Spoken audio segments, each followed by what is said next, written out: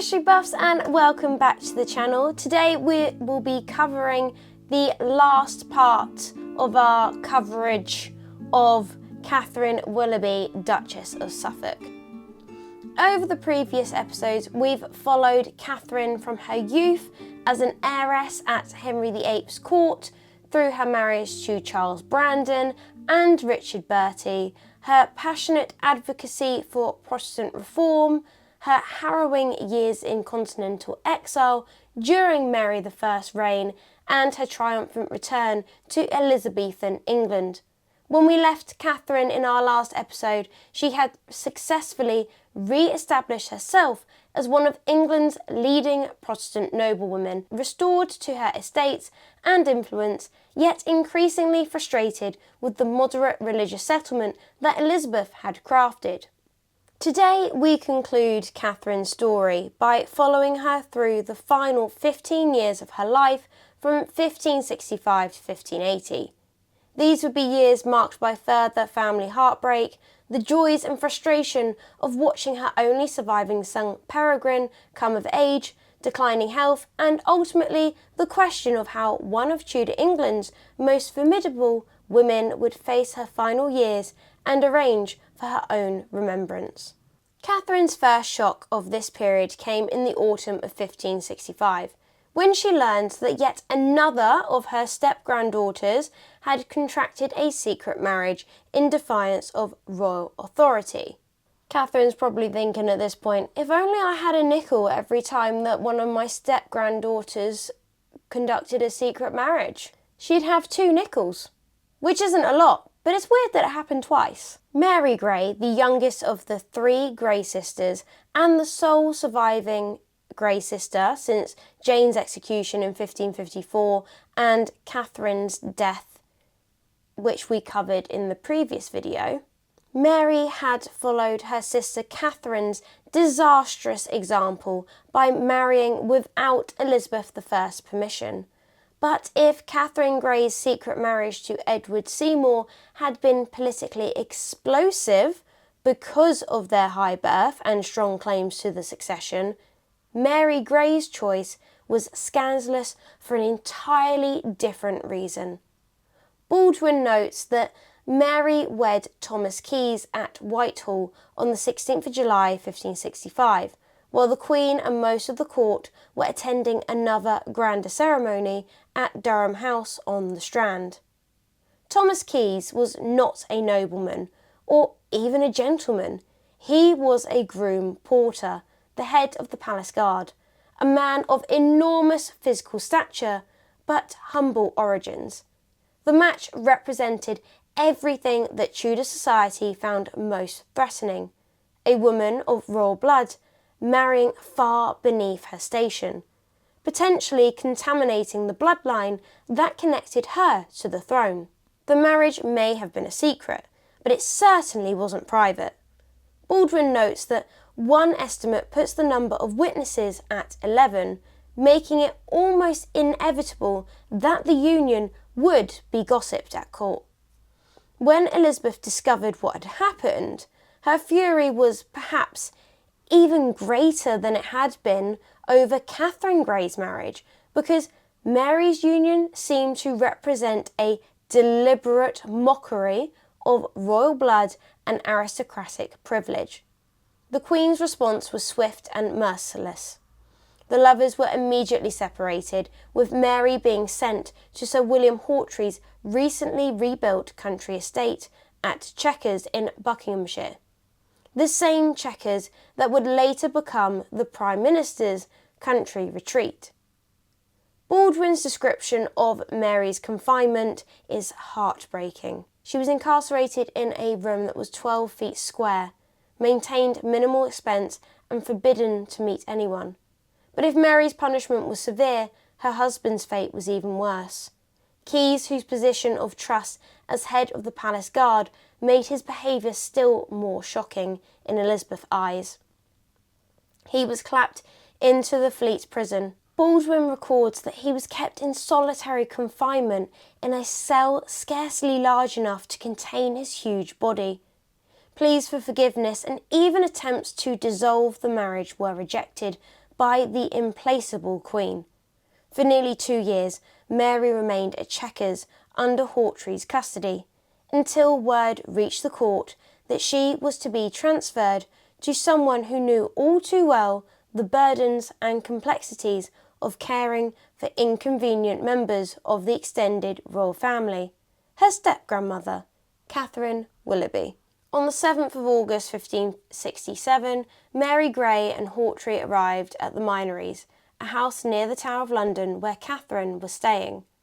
For Katherine, now in her late 40s, this represented a wearingly familiar scenario. Baldwin observes that readers who feel like they have been here before should turn back 20 years to the time when Katherine was asked to look after little Mary Seymour, the infant daughter of Catherine Parr and Thomas Seymour. Katherine's protests about taking responsibility for Mary Grey sound strangely familiar to her earlier complaints about caring for Mary Seymour. Both situations exemplified her reluctance to contribute to the maintenance of someone who, in her eyes, was not her responsibility. This wasn't mere selfishness. Katherine understood that taking custody of political prisoners, even family members, was expensive, potentially dangerous, and always complicated by the unpredictable moods of royal authority. Nevertheless, Katherine accepted the burden, and Mary Grey remained with her for almost 2 years, until she was moved to the London home of the rich merchant Sir Thomas Gresham in June 1569.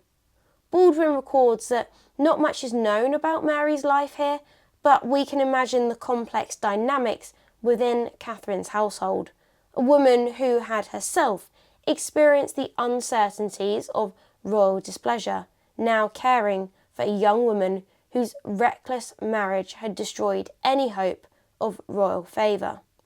During Mary's time with Katherine, the Grey family's tragic story continued to unfold. Mary was further saddened by the death of her sister Katherine in January 1568, which we discussed in our previous episode, and then by the death of her own husband, Thomas Keyes, in late August or early September of 1571. Keyes had been released from the Fleet a year earlier and given a post at Sandgate Castle in Kent, but his tentative request to be permitted to live with his wife was rejected. Like Catherine Grey and Edward Seymour before them, Mary and Thomas would never see each other again. The tragedy of separated couples seems to have been a recurring theme in the lives of the Grey sisters, and Katherine, watching from her position as family elder, must have reflected on how proximity to royal blood had cursed both of her step-granddaughters with impossible choices between love and loyalty, between personal happiness and political survival. Gradually, Mary Grey's situation improved. Elizabeth, perhaps recognising that whatever threat Mary posed to the succession had been neutralised by her husband's death and her own social disgrace, began to restore her to favour.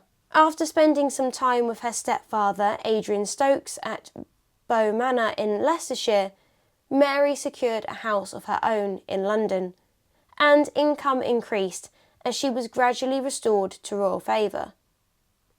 She was even appointed a maid of honour to the Queen at the end of 1577, though this rehabilitation came tragically late. Mary died, possibly from plague, on the 20th of April 1578, at the age of 33. In death, Mary showed that she had not forgotten Katherine's care during her darkest years. In her will, she left her mother's gold bracelets and a mystic ruby thought to have magical properties to her very good lady and grandmother, Katherine Willoughby, with the request that Katherine give something to Susan. Mary, I think your pendant might not have worked.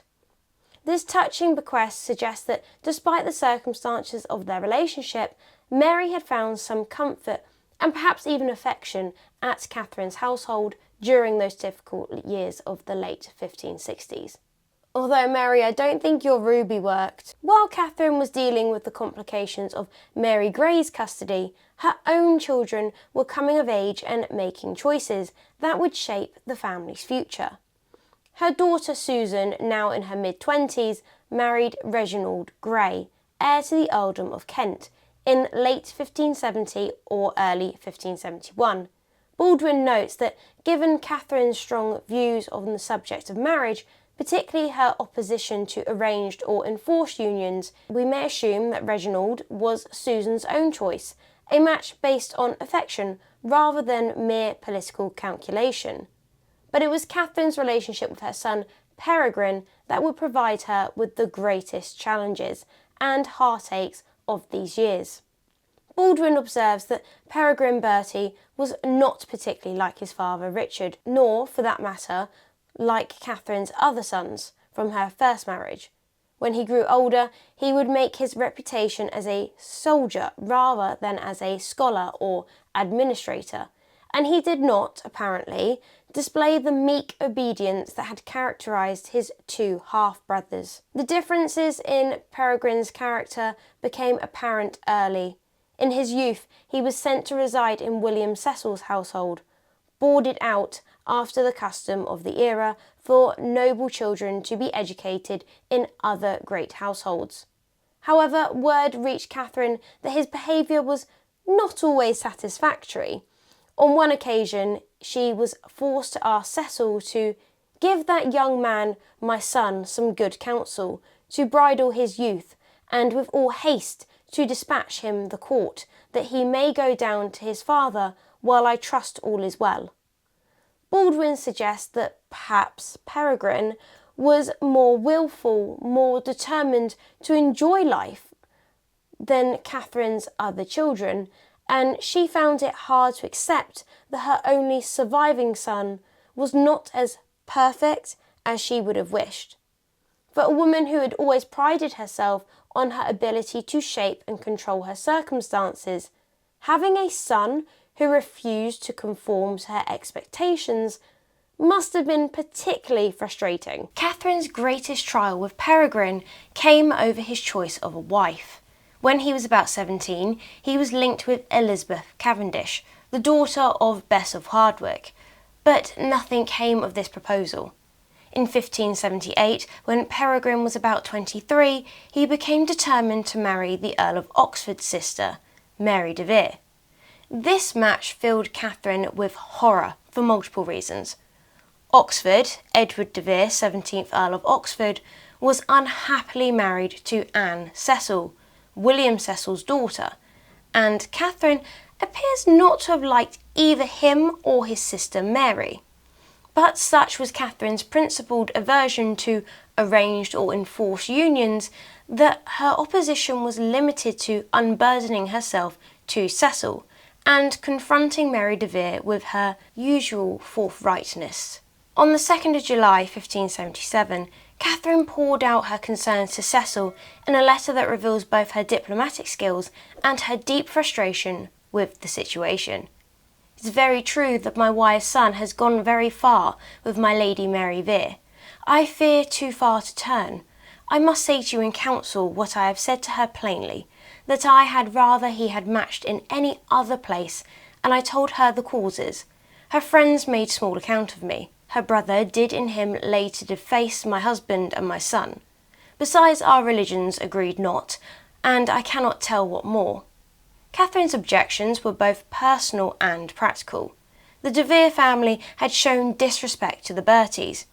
Oxford had apparently insulted both Richard and Peregrine, and there were religious differences that concerned Catherine. But her most fundamental worry was about Mary's character. If she should prove like her brother, if an empire followed her, i.e. if she were one of the greatest ladies in Christendom, I should be sorry to match so. The conversation between Catherine and Mary de Vere, as recounted in Catherine's letter, reveals the diplomatic dance required in such situations. Mary attempted to distance herself from her brother's behaviour.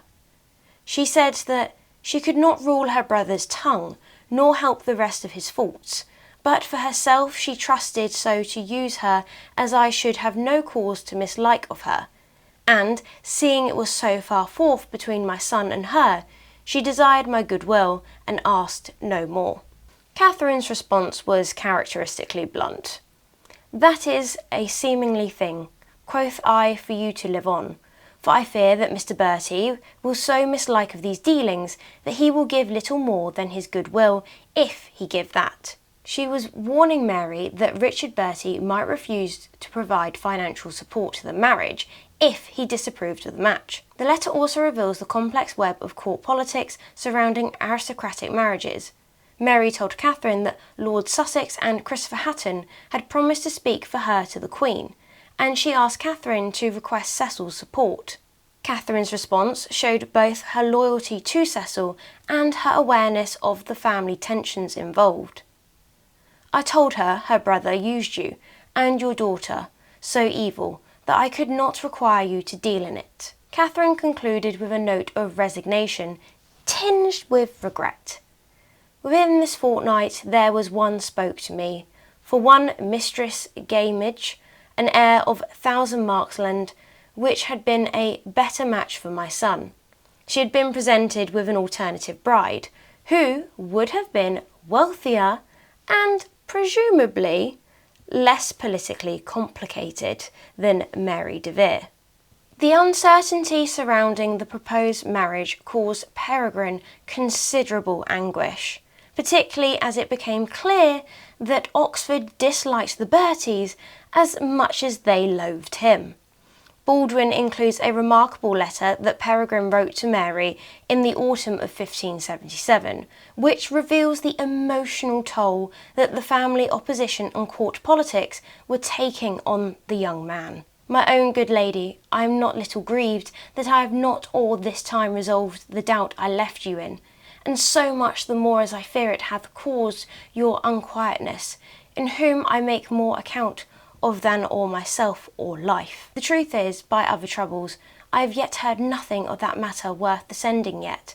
Did I thank not to lose so much occasion as to let you understand how uncourteously I am dealt with by my lord, your brother, who, as I hear, bandeth against me and sweareth my death, which I fear nor force not, but least his displeasure should withdraw your affection towards me." The letter reveals a young man torn between love and family loyalty, desperately trying to reassure his beloved, while acknowledging the very real hostility of her family.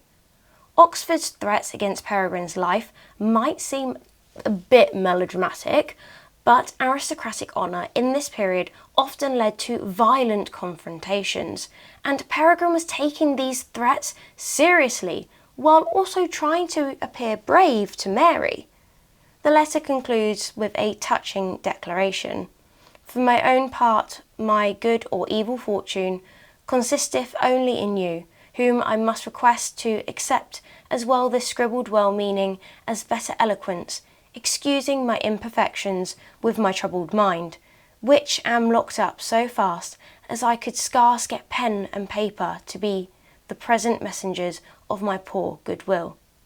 From Willoughby House, yours more than his own, and so to his end, Peregrine Bertie." That is actually so cute. Why won't my boyfriend write me something like that? This glimpse into Peregrine's emotional state shows us a side of Tudor society that is rarely documented. Fortunately for the young lovers, Queen Elizabeth resolved the situation by giving her consent to the marriage, probably soon after Christmas 1577.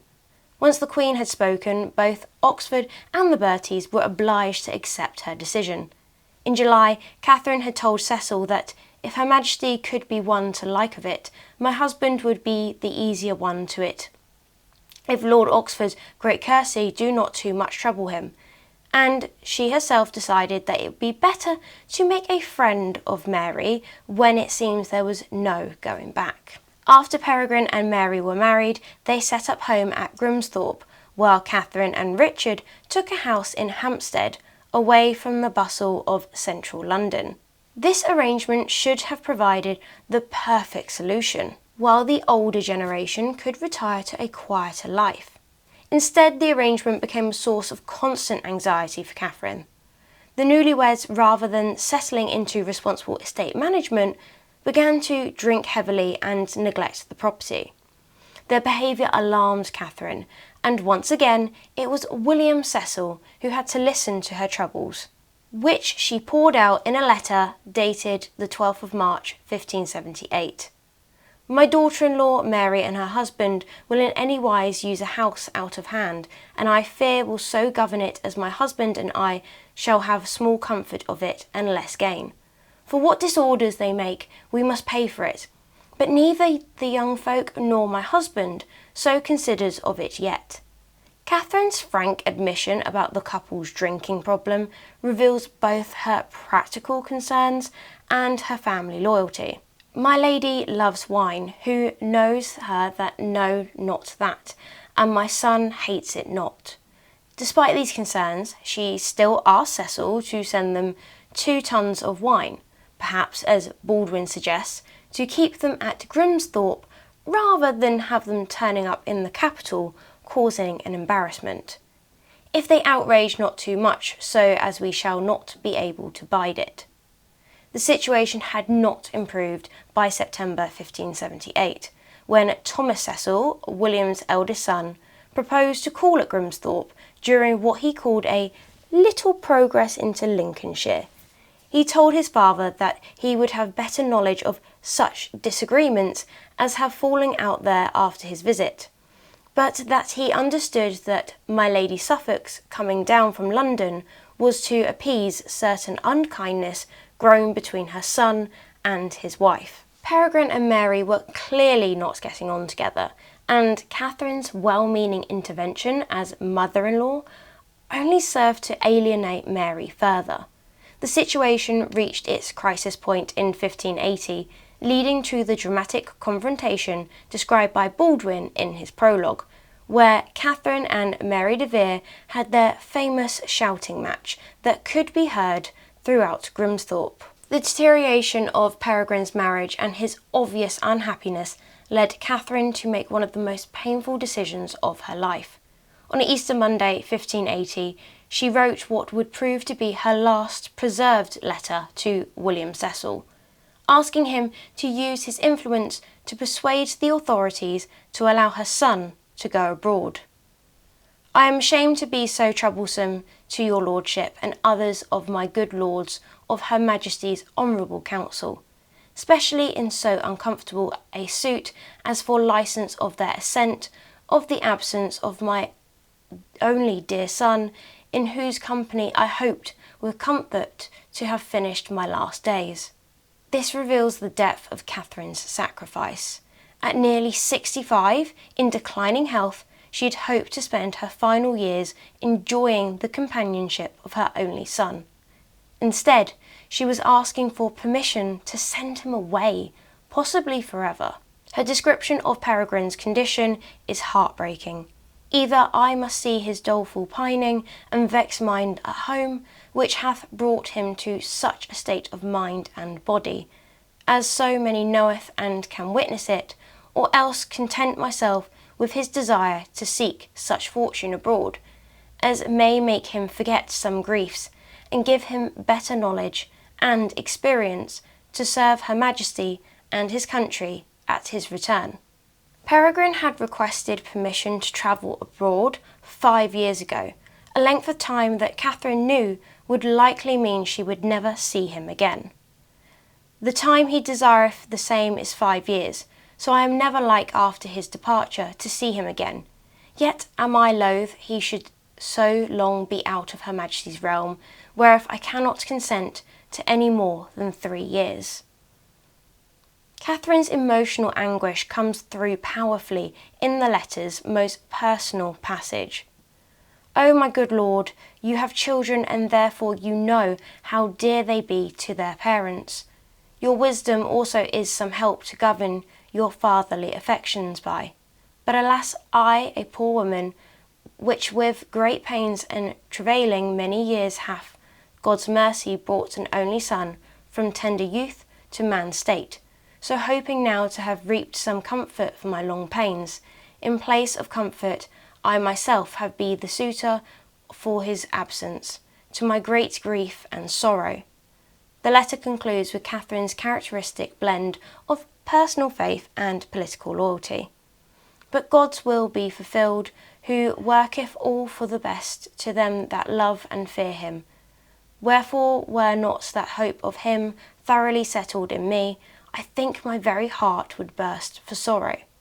Catherine also defended herself against criticism of her handling of the situation. I understand my sharp letters be everywhere showed, but were the bitter causes that moved them as well opened and known, I am sure my very enemies would not only pity me and my husband's wrongs, but both my children's.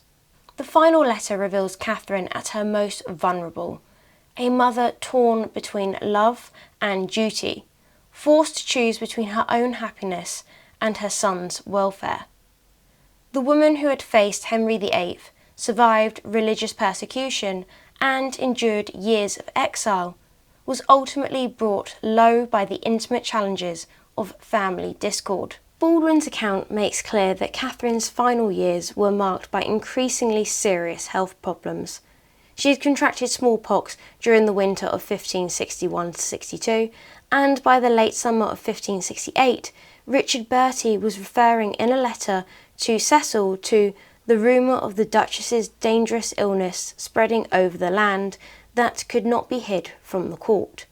In August 1570, when Catherine was at rest trying to secure the earldom of Kent for her future son-in-law Reginald Grey, Richard apparently had to be sent for, though on his arrival he found her somewhat eased of her extreme fits.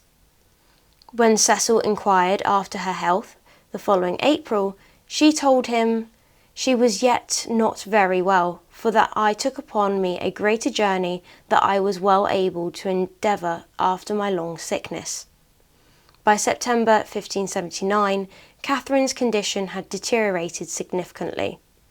Baldwin records that she was so unwell that one of her footmen apparently hinted to Cecil that she was losing her grip, a suggestion which upset her enormously and which she rebuffed in the strongest terms. I beseech you, my good lord, not to think, though I be sickly, that I am altogether senseless, as my foolish footmen have given your lordship rather to think. I assure you, since yesternight, that my daughter came from London and told me it. I have not been quiet, as this bearer can tell whom I have dispatched so soon as my extremity would suffer me to write this letter. Catherine's indignation at the suggestion that illness had affected her mental faculties shows that she still retained all her old feistiness, even as her body was failing her. She demanded that Cecil ignore her servant's foolish talk. I beseech your lordship for God's sake that there may be no more words of it. Craving your pardon both for my foolish man and myself at Hampstead, in pain of body as this bearer can tell. The final glimpse of Catherine in correspondence reveals a woman determined to maintain her dignity and intellectual authority, even as physical decline made writing a letter an act of considerable effort. Catherine died a year later on the 19th of September 1580, though Baldwin notes that whether she died at Grimsthorpe or in London is not known. She was 65 years old, having lived through the reigns of 5 monarchs, and witnessed some of the most dramatic transformations in English history. In the event Peregrine did not go abroad until 2 years after his mother's death, and Catherine's fears for him proved groundless, Baldwin notes that his marital difficulties were resolved. He and Lady Mary produced 5 sons and a daughter, and his skill in the art of warfare earned him not only fame, but the gratitude of his queen. Catherine's sacrifice had been unnecessary, but it demonstrated her depth of her maternal love and her willingness to put her son's welfare above her own happiness. Catherine's elegantly arranged funeral took place at Spilsby on Saturday the 22nd of October 1580, and Baldwin's detailed description reveals both the elaborate ceremonial of Tudor aristocratic death and the wide network of relationships that Catherine had maintained throughout her life. The chief mourner was her daughter, Susan, now the wife of Reginald Grey, and eventually to become the Countess of Kent.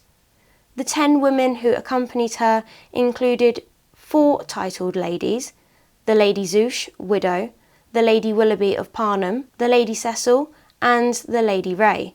These names revealed the breadth of Catherine's connections across the aristocratic and gentry networks of Elizabethan England. Margaret, Lady Willoughby of Parnham, was Catherine's cousin by marriage, representing the resolution of the property disputes that had been settled in the 1560s. Lady Cecil was presumably Mildred Cecil, who should more properly have been styled Lady Burghley, William Cecil having been elevated to the peerage in 1571. Her presence at Catherine's funeral testified to the deep friendship that had sustained both women through decades of political and personal challenges. Anne, Lady Ray, was the wife of Sir Christopher Ray of Glentworth in Lincolnshire, judge and sometimes Speaker of the House of Commons, representing Catherine's connections to the legal and parliamentary establishment.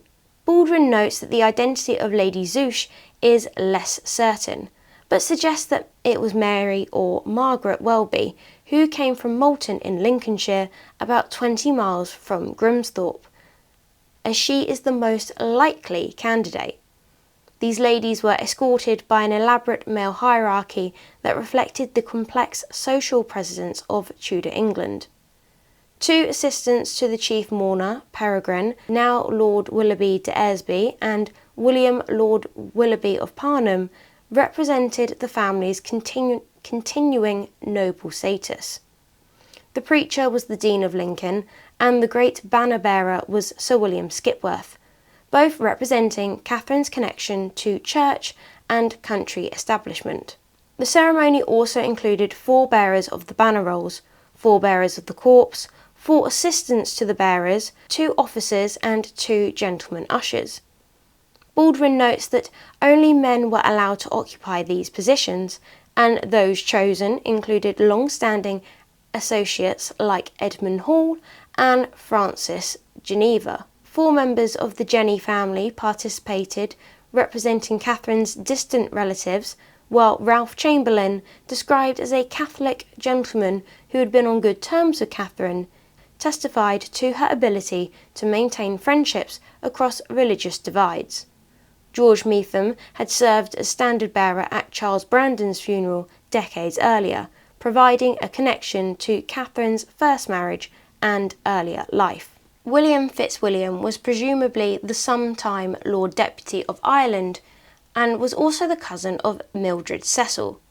Most participants were provided with mourning garments, gowns with hoods made from different lengths of material according to rank, and the peers and peeresses received apparel for their servants. This attention to detail in the funeral arrangements reflects both Catherine's own concern for proper ceremony and her family's determination to honour her memory appropriately. The manner of proceeding to the church and the order in which the mourners made their offerings were governed by strict precedents. Poor men, poor women, singing men and chaplains led the procession, followed by the invited mourners, Garter, King of Arms and Somerset Herald, and lastly, the body with assistants under a canopy, and the chief mourner between 2 lords. This order was reversed for the offering, where Susan offered first, and the others followed according to their rank. One person who was notably absent from this elaborate ceremony was the grieving widower Richard Bertie. Baldwin explains that it was not then customary for husbands to attend their late wives' funerals, possibly because the deceased's closest female relative always acts as chief mourner. This custom, which might seem strange to modern sensibilities, reflected Tudor understanding of family hierarchy and mourning protocols. Her son Peregrine would indeed become the military hero she had hoped, serving Elizabeth I with distinction in the wars against Spain. The barony of Willoughby de Eresby that she had fought so hard to secure would continue through her descendants, maintaining an unbroken line of succession that stretches into the 21st century. Perhaps most importantly, Catherine's life embodied the possibilities and the limitations of female agency in Tudor England. She had exercised remarkable independence in her choice of a second husband, her religious commitments and her political activism. Yet, she had also been constrained by the expectations of her class and her gender, forced to work through male allies like William Cecil, and ultimately unable to control the choices made by her own children.